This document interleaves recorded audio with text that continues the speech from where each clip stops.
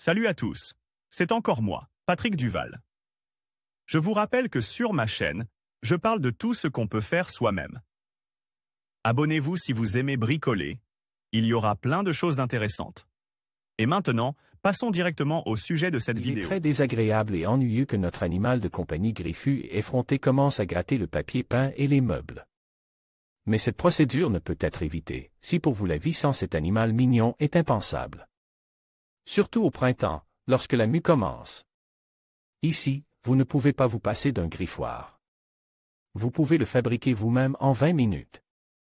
Mais il ne suffit pas d'acheter ou de fabriquer l'outil nécessaire, en l'occurrence l'outil, il faut encore forcer d'une manière ou d'une autre l'animal narcissique et capricieux à l'utiliser. Bien entendu, outre le griffoir, il existe une autre solution pour résoudre ce problème. Des guillotines spéciales pour les griffes des chats sont vendues, et personne ne renonce à un simple coupe-ongle.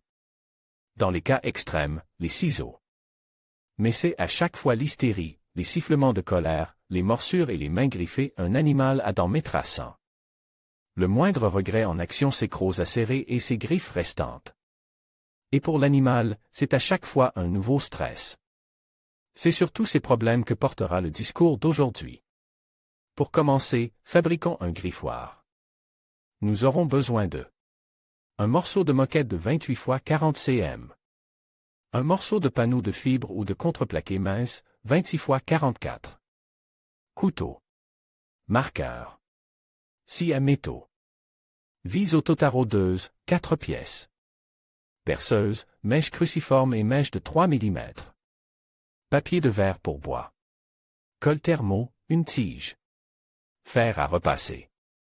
Briquet. Fabrication d'un griffoir. Tout d'abord, il est nécessaire de fabriquer une base.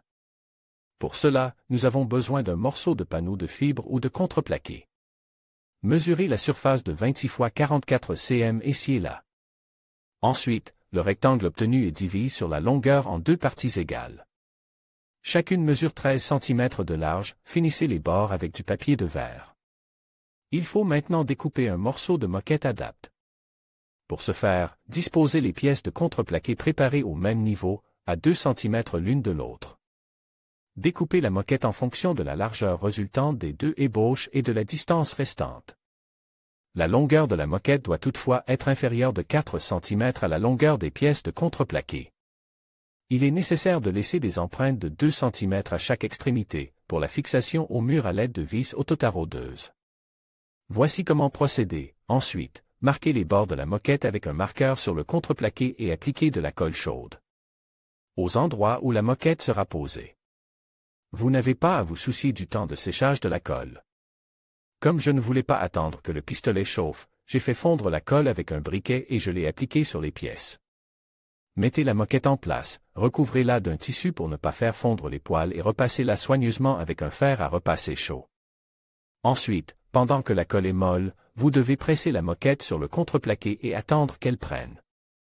Voici ce que vous obtiendrez au final, grâce à la distance laissée au milieu, entre les contreplaques, nous pouvons adapter ce griffoir.